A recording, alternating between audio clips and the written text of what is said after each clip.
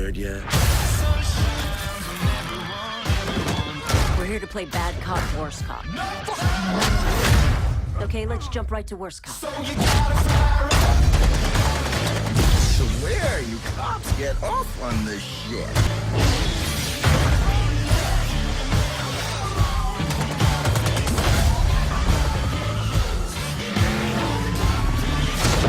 What's going on, everyone? Great Talon here. Today the prey is going to be my Battlefield Hardline review.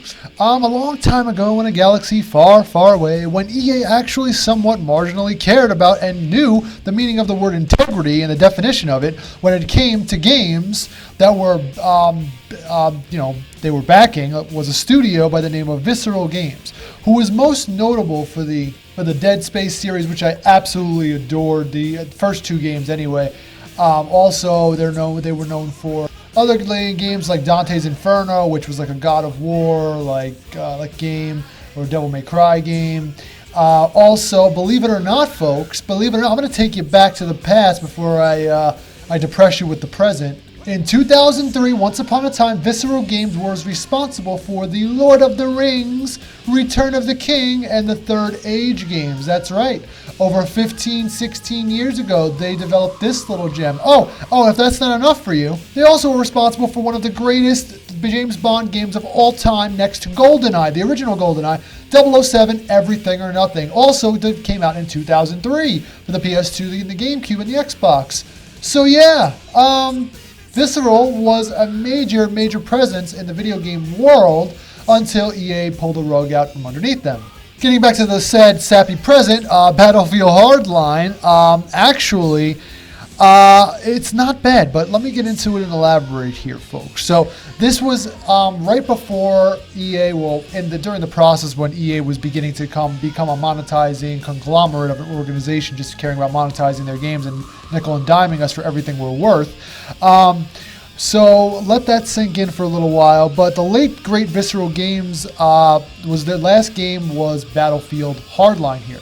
Now, what is the great Talon doing playing an EA game, you might be asking yourself? Well, believe it or not, I try to look past most of the AAA political bullcrap whenever I can, and I must pay homage and respect to where it's due. And if I'm being quite honest, as I always am with you fine folks, I felt I had to at least give this final game of Visceral's a shot, and out of respect for them, and who, like I said, got the rug pulled and their legs swept from underneath them, and was given the axe way too soon in its life cycle, sadly. So is Battlefield Hardline another lukewarm cookie-cutter first-person shooter like Call of Duty, or is it something a bit more? Well, you may be delighted to find out the latter here, so join me as I break down the single-player campaign for the most part, because quite simply, I ain't about that competitive first-person scene anymore. Okay, so graphics and performance and controls are up first. For a game that's going on almost 5 years old, it still looks pretty decent, with textures and character models looking nice and smooth, while animations and movements moving rather fluidly as well. The likeness given to each character is like Kelly Hu, for example, who plays the badass chick detective, your partner. It's pretty solid for the most part.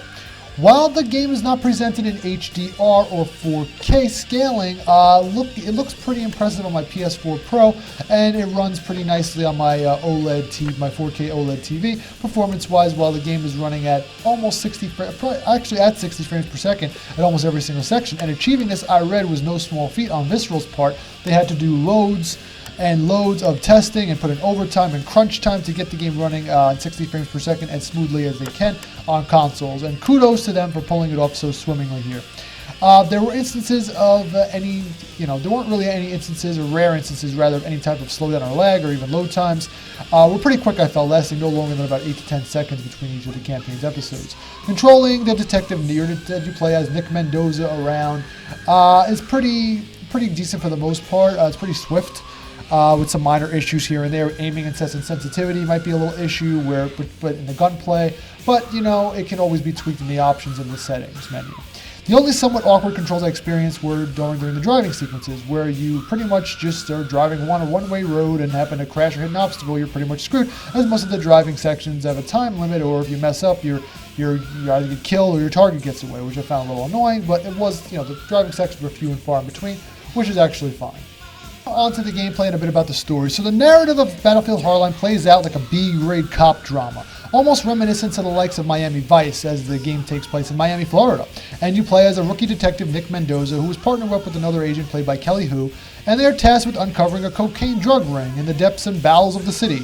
When all of a sudden, no spoilers here, but we'll just say Nick is framed for being a dirty cop, and the story just snowballs from there across its 10 episodes that are set in a sense to feel like episodes of a television show, which led me to believe that Visceral Games had plans for this for the future for story-based DLC that was set up and structured kind of like, and also with especially on a cliffhanger, the way the story ended and that ensued.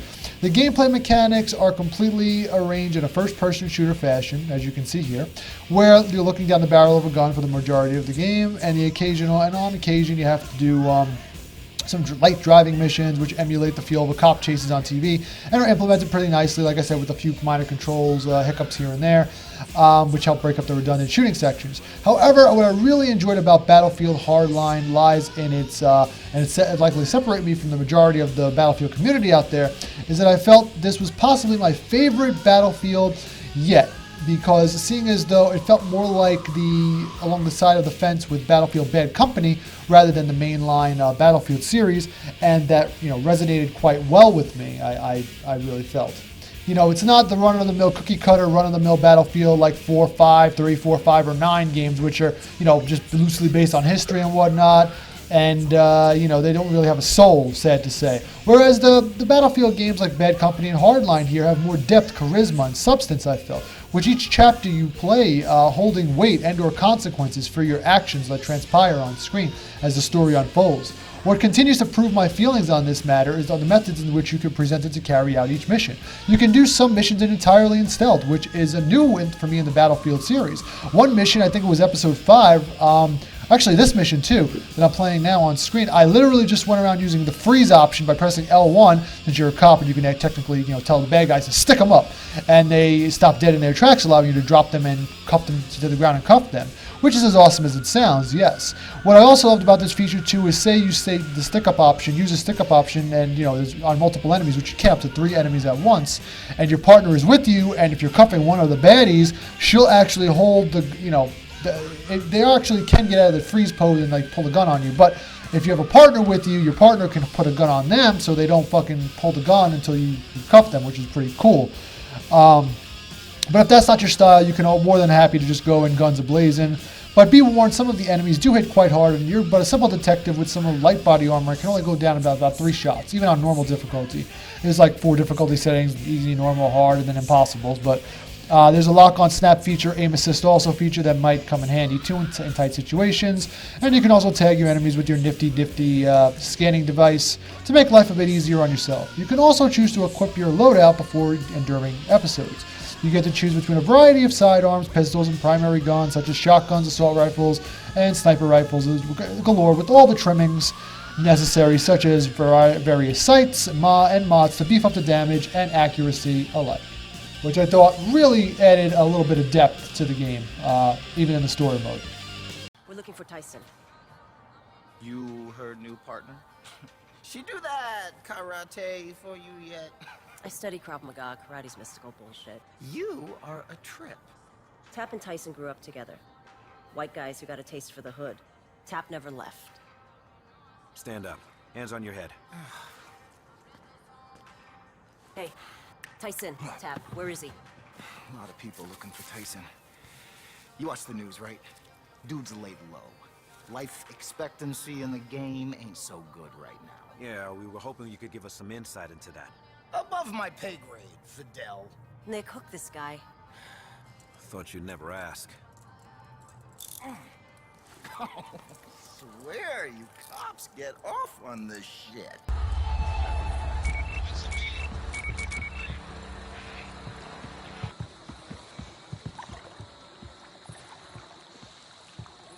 What are you gonna do with your shares? Finally gonna get braces? Don't move. Oh, hey, what? Fuck! I got the other one targeted. Back off! Over there! Oh, man, cast him out!